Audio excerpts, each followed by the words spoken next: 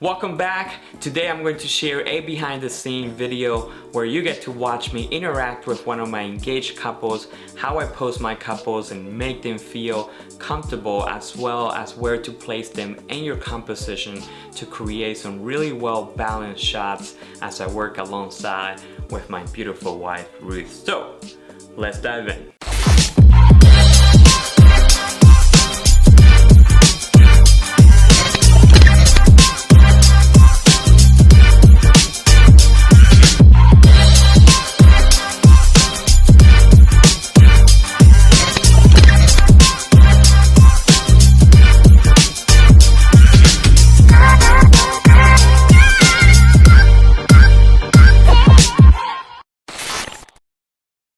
For those that are new to the channel, welcome. I'm Jonathan Gonzalez, self-employed entrepreneur, professional wedding photographer based in Washington, D.C. If you're here to learn how to photograph real couples, you are in the right place.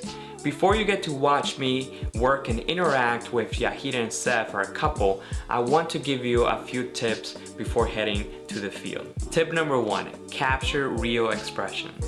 Engagement sessions should be fun and should reflect your couple's personality. A lot of the time I see photographers that will post their couples and they just step away and just walk around them, just taking pictures, just hiding behind the camera. You don't want to do that. You want to connect with your couples. And a great way to connect with your couples is by asking them questions. So before the session, beforehand, come up with a list of questions that you can ask your couples to get them engaged with each other. And you're gonna find that you're gonna create some really authentic, real shots. Be personal, really get to know them in a personal level and build trust and build connection and build a relationship with your clients, and you will find that you're going to be able to create some really amazing shots that are very personal. So this takes me right into tip number 2. Establish a connection with your client. This is probably the first time that you're meeting with them in person and interacting with them. Before you start shooting away or taking pictures with them, spend the first 5 to 10 minutes at the beginning of the session walking your couples through the foundation of posing. I have 5 basic poses that I walk my couples through at the beginning. This makes them feel very comfortable in front of the camera and help us connect with each other better. They start seeing me as the expert and they start trusting in me even more. Tip number 3, don't take control of every moment.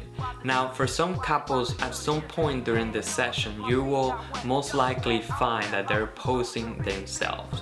Just give them a basic stance and watch them create a variation of poses from there. This isn't going to be for every couple that you photograph, but for those couples that you find that they get lost in the moment, let it be. Don't take control or change the pose. Just capture it as the story unfolds. Tip number 4, remember to capture the little details. Throughout the session, make sure you emphasize her engagement ring, get different crops throughout the poses that you're utilizing, and also ask her if she can take her engagement ring off her finger so you can incorporate it in the environment that you're taking pictures in. Just be super careful where you take the engagement ring. You don't want it to fall into the cracks or in the water or under the rocks or somewhere that you can't really get to it, because that's going to complicate things.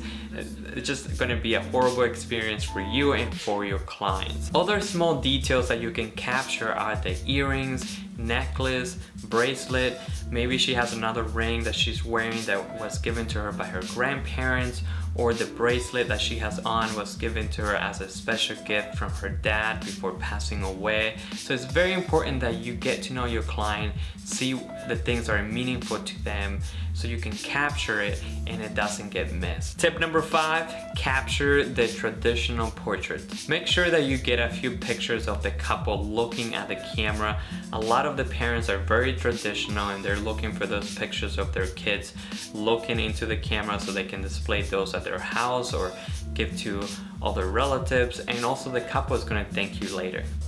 So as I mentioned earlier, I always walk my couples through the foundation of posing, and I didn't include it here because I forgot to turn the GoPro on at the beginning of the session, and I realized that a couple of minutes into the session. But I will make sure we cover that in a separate video. So as you can see, I'm getting my exposure and white balance. I'm adjusting her hand. I'm just kind of tweaking the pose, making them look more comfortable. If you're wondering which side of the reflector Ruth is holding, she's actually on the silver side, bouncing a little bit of light back at them to fill out those shadows, because we are under those branches which create shade, and every time you can bounce a little bit of light, it will definitely make your pictures better, and it will be less editing later in Lightroom. If you're wondering where we are, we're actually at Brookside Gardens in Silver Spring, Maryland. I've done a couple of sessions here before.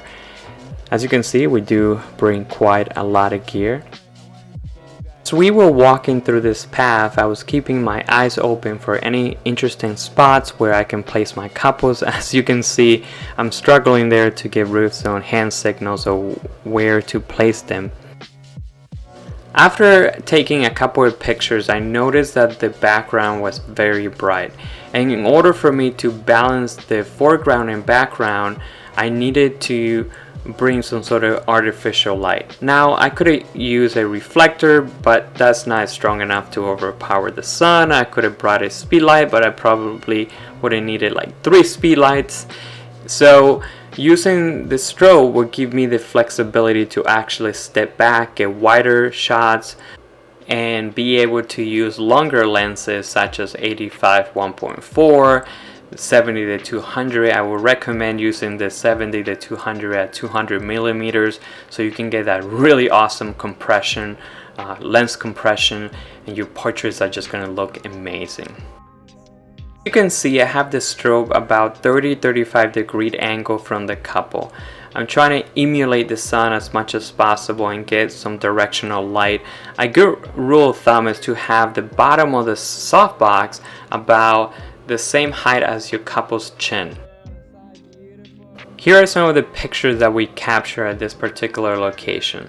So we were here for probably about 10 or 15 minutes. We were dealing with some joggers and people walking through, and it probably took me about 2 to 3 minutes to get the light set up the way that I wanted.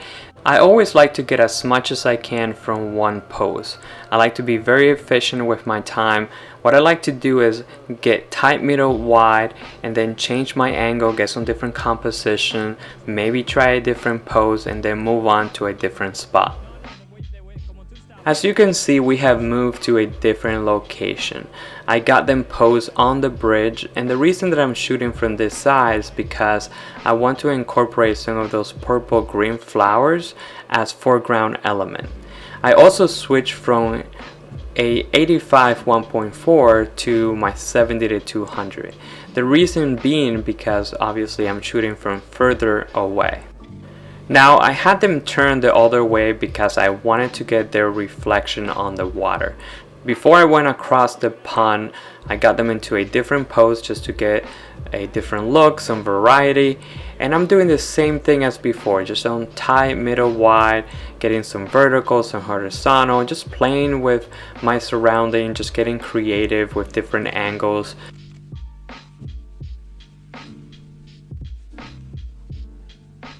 A great thing to do is to always demonstrate your couples what your vision is. So in this case, I'm actually showing Seth and Yahida where to stand, how to pose, and where to look. So I went back there real quick to see if there was anything interesting, and after doing so, I was like, no. It's very important to be able to read your couples and to get them very comfortable before you start shooting away. I highly recommend spending the first 10 minutes at the beginning of the session walking your couples through the foundational posing and to see which poses work best for them. So I just told Ruth to go and fix a flyaway hair so Yahida doesn't have to move.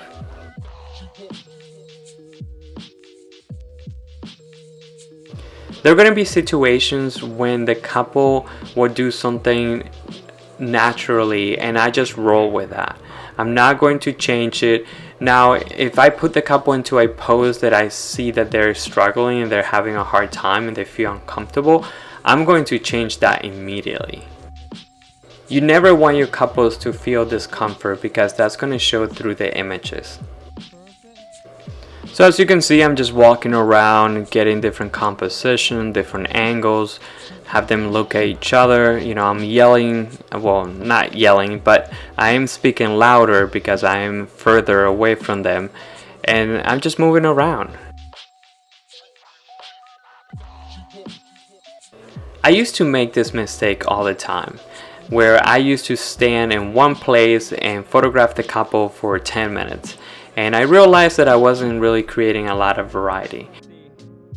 In order to avoid putting your couples in 10 different poses, I will recommend training yourself to move every 2 minutes. Make sure that if you're using a prime lens, you're going to be forced to get closer to them, to get back. And also, if you're using a 70 to 200, you can do tight, middle, wide, but don't stay in the same place for more than 2-3 minutes. Move around and you will see that you're going to create a lot of variety just in one pose.